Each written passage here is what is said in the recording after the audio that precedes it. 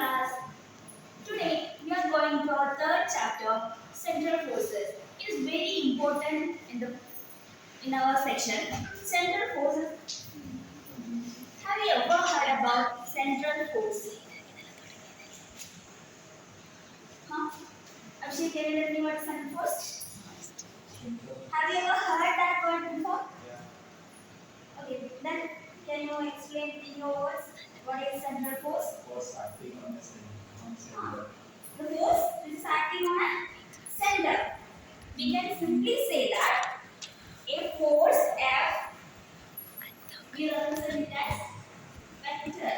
Okay. A force F which is acting on a particle is said to be central. There are two conditions. First one, it always directed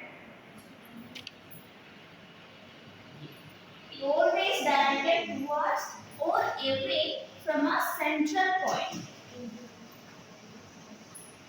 Like X, Y, Z coordinate. This is the point P.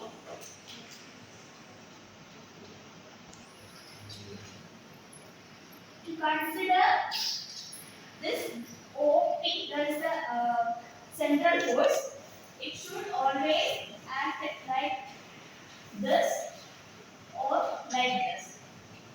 Okay, this is repulsive, this is attraction. And the magnitude of this function will be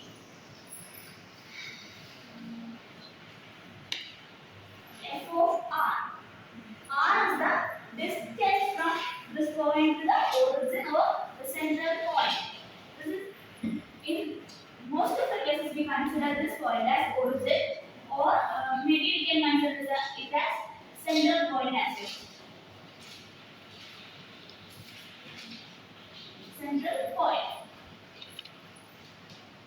But mathematically we represent this equation as there is a r cap. Why we are adding this r cap means r cap is equal to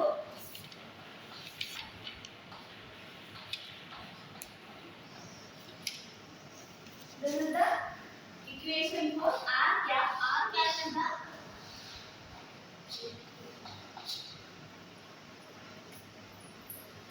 r cap is the unit vector along the direction of vector r. This is vector r. Okay, clear? Is there any doubt about central force? If you are clear with this topic, then only you will be understanding the further points. So central force, a force F acting on a particle is said to be central if it is always directed towards or away from a fixed point. It is along with the position vector r. Its magnitude is functioned as F is equal to F of r cap. R cap is equal to vector r divided by magnitude of r. Clear? So let's move to this again. Now let's discuss some characteristics of this central force. The central force is a long range.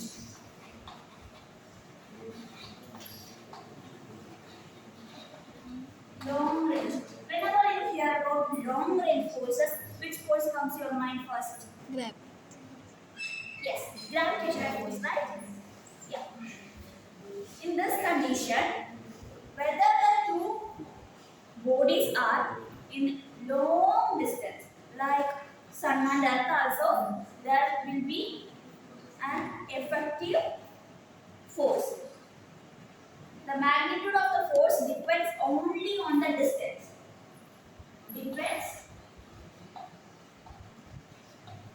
Depends on r. R is the distance. And the second characteristic is it acts along a line joining the centers of two bodies. If we have one body M and another body M, it acts like center to center. We know the equation of gravitational force, right? GMM by R square. mm by R square. r square. You can find r is the distance, m and n is the mass. This is r. Okay, square. And if a vector r is a vector joining the centers of two bodies, then r cap is the unit vector. Along the vector, our central force can always be represented as F is equal to F of r cap. The central force is conservative. This is the main point which we need to derive also. The central force is always conservative. The work under this force is independent of path. The curl of the central force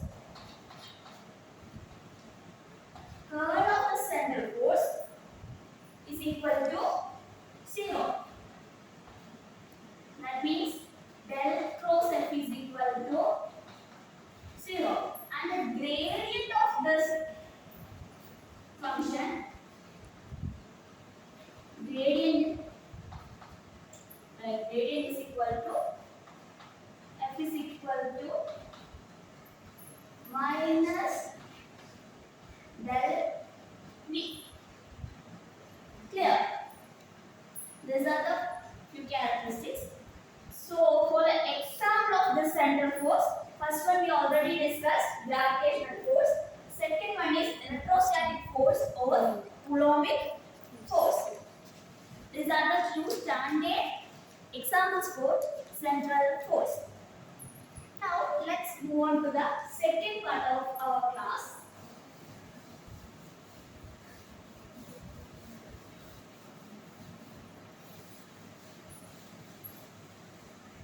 Okay.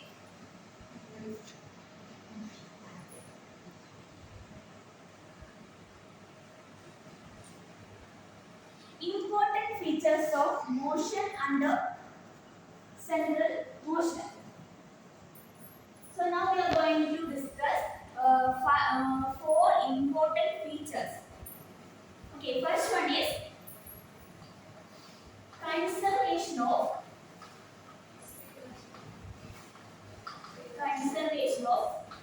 L or conservation of angular momentum. The angular momentum of a particle under central force is always remains as constant. Okay, let us consider a motion. Let's consider a particle having mass m, and it is in the central force field, and we can consider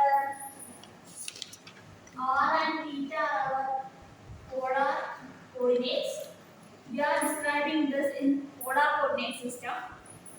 Okay, so we are having radial and transverse acceleration such as f of r and f of theta, or f r and f theta.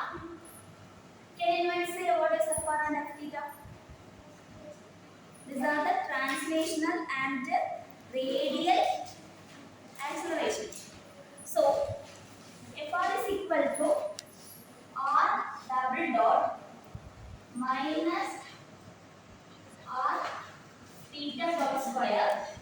F theta is equal to r theta double dot plus 2 r dot theta dot. Hence the equation of motion r and theta. These all are the terms of r and theta.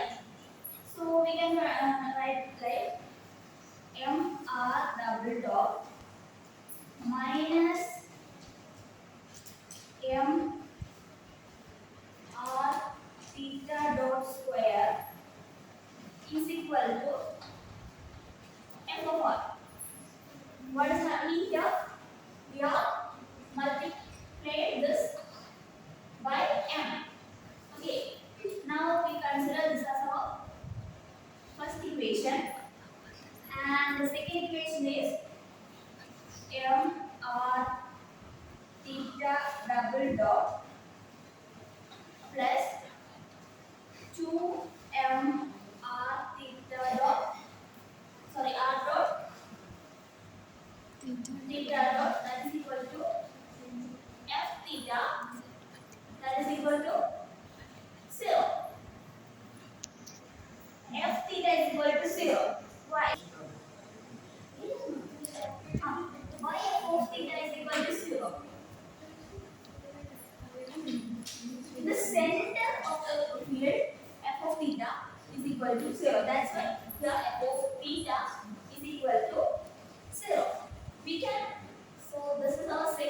equation.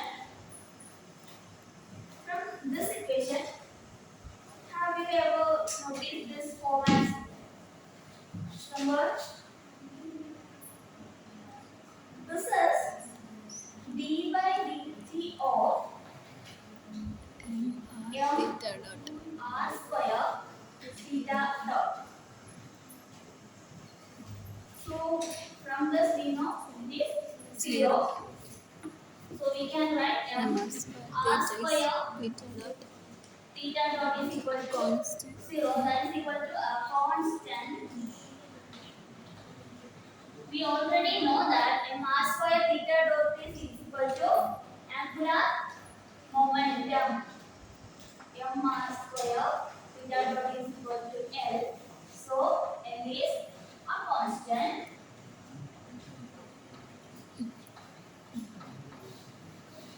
L is a constant. That means it is Conserved. conserved. This is a very important derivation. So L is conserved. Now we are moving to the second important feature, that is the orbit of the particle of a moving the orbit of a moving particle under the action of central force lies on a plane. So you can see the L is a constant vector.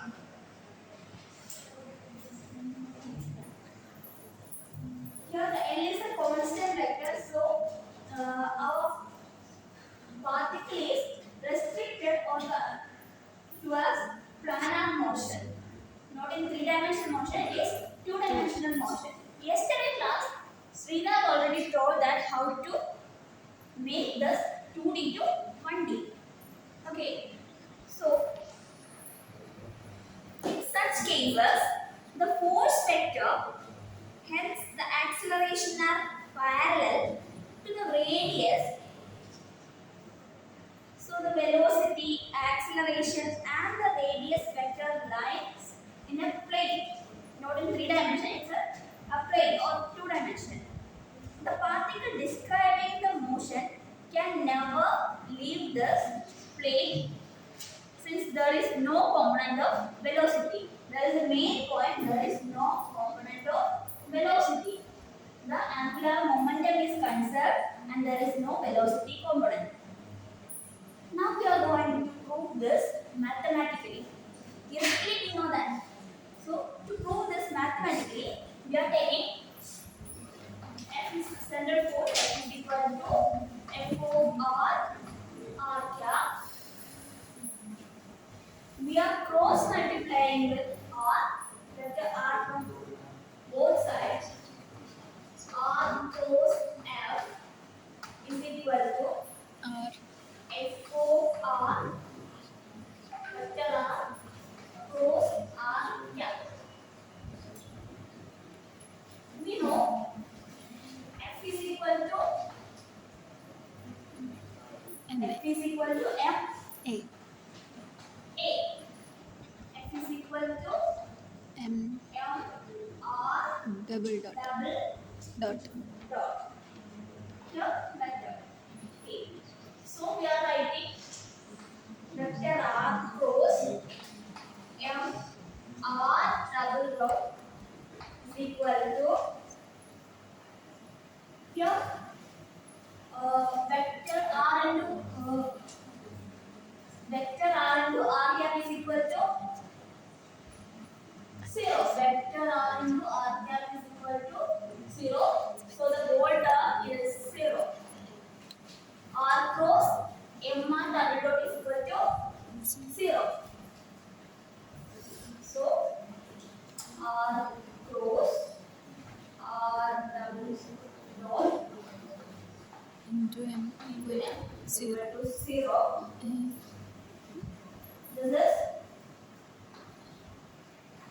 R cross d by dt of X.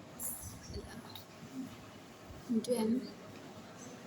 like this also we can write, right? This R double dot. converting double dot into d by dt of R r dot dot is equal to 0. 0. This is like here we are applying the product rule.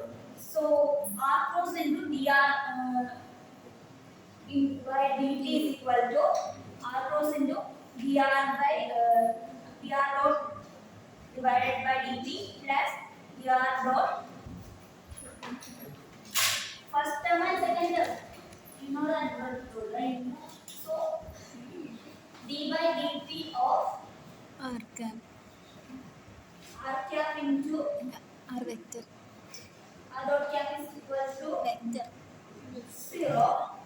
From this, r cap cross r dot cap in cross vector r dot is equal to h. Now we are getting a new term h. Here we are getting a new term which is called a constant vector. This is a constant vector.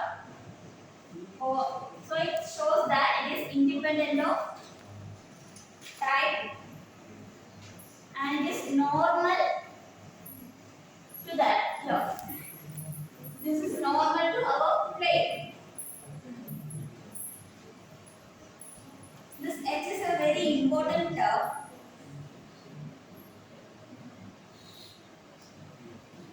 Okay.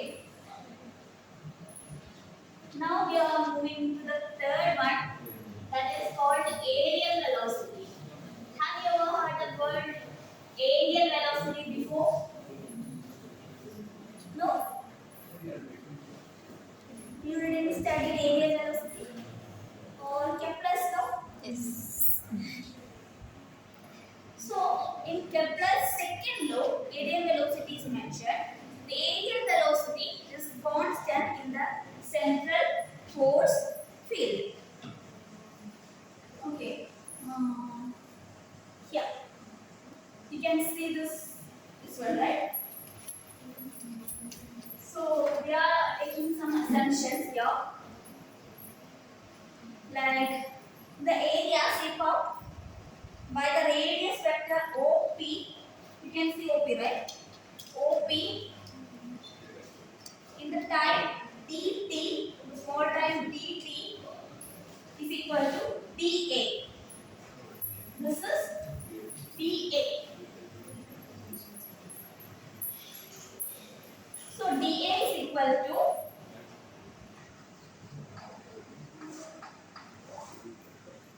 dA is equal to half R r d theta, that is equal to half R square. r square D theta. d theta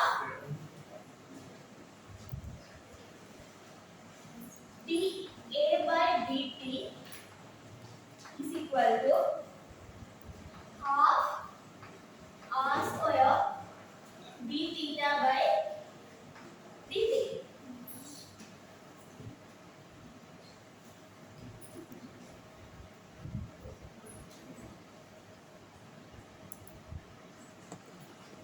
That is equal to half r square theta dot dA by dt.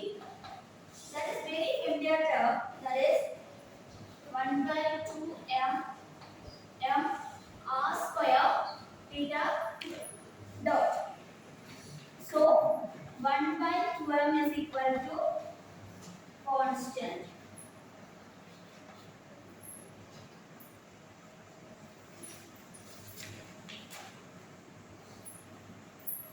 We substitute L in, so that is resulting dA by dt is equal to L by 2m, because L and m are the constants and the aerial velocity L by 2m is strictly constant. So a particle will physically move faster when they close to the origin. So we successfully completed the 3 important features. Now we are going to the fourth one, conservation of energy. Okay. For conservation of energy, what is energy? E is equal to Kinetic energy plus potential total energy is equal to energy. Sum of sum of kinetic energy and kinetic energy and potential. potential energy is equal to T plus P. In this case, what is T? Kinetic T energy. is equal to Kinetic energy. kinetic energy equation. T is equal to Half half mr dot square. m r dot square plus r theta, sorry, r square theta dot square. And what is potential energy? V of r. We know L is equal to m r square theta dot.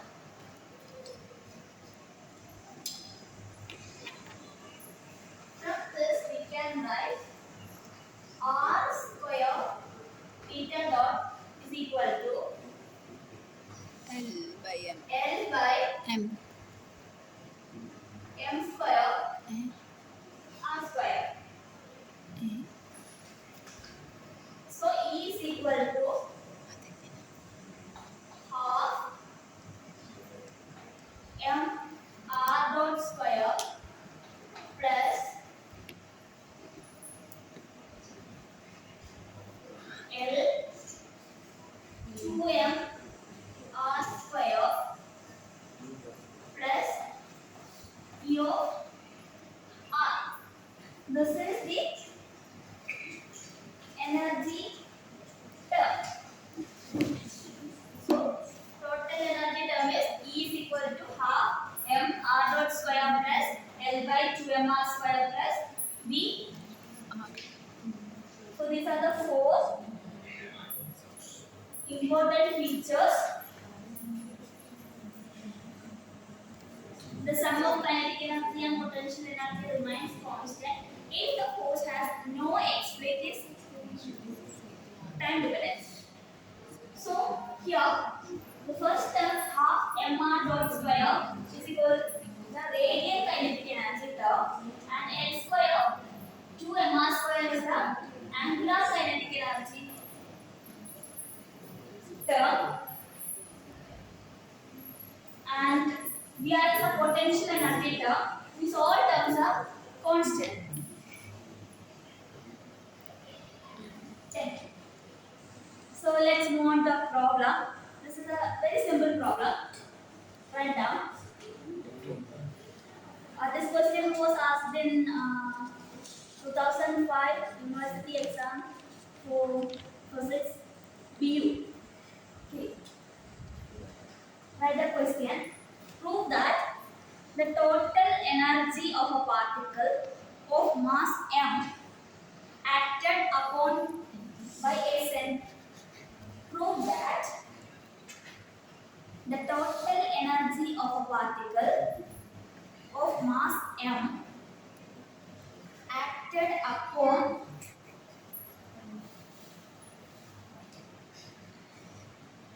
by a central force is given by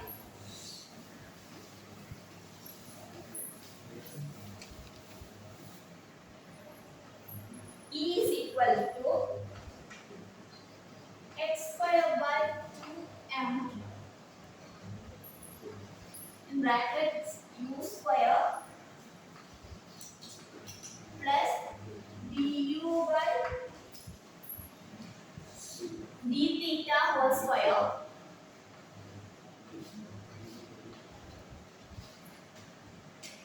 plus v of r, where v of r is the potential energy term and x is the angular momentum term. U is equal to 1 by r. U is equal to 1 by r, and r and theta are the polar coordinates. Okay, clear? Question is clear, right? So we need to prove that the total energy is equal to into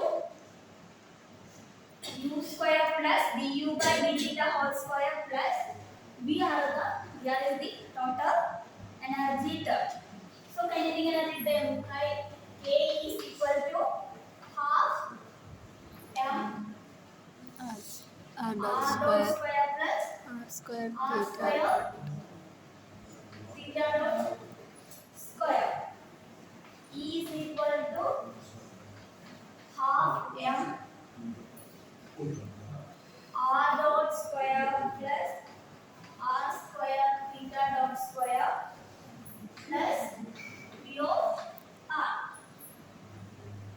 Now m r square theta dot is equal to x. We already know that x is the angular momentum term.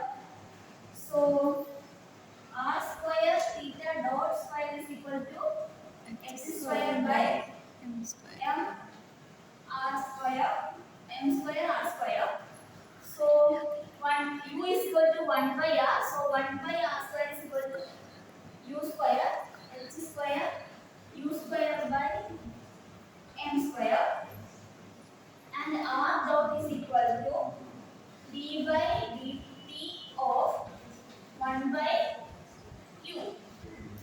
That is equal to minus 1 by u square du by d theta by dt chain rule. So r dot is equal to minus 1 by u square du by d theta h by m u square. R dot is equal to minus h by m du by d theta, and substituting all these terms into the e. So e is equal to half m inside the bracket, instead of r dot square is equal to Minus h by m. h square by m square Du du by by d d theta whole square plus x square by m square u square plus v of r. So e is equal to x square by 2m u square plus du by d theta whole square plus v of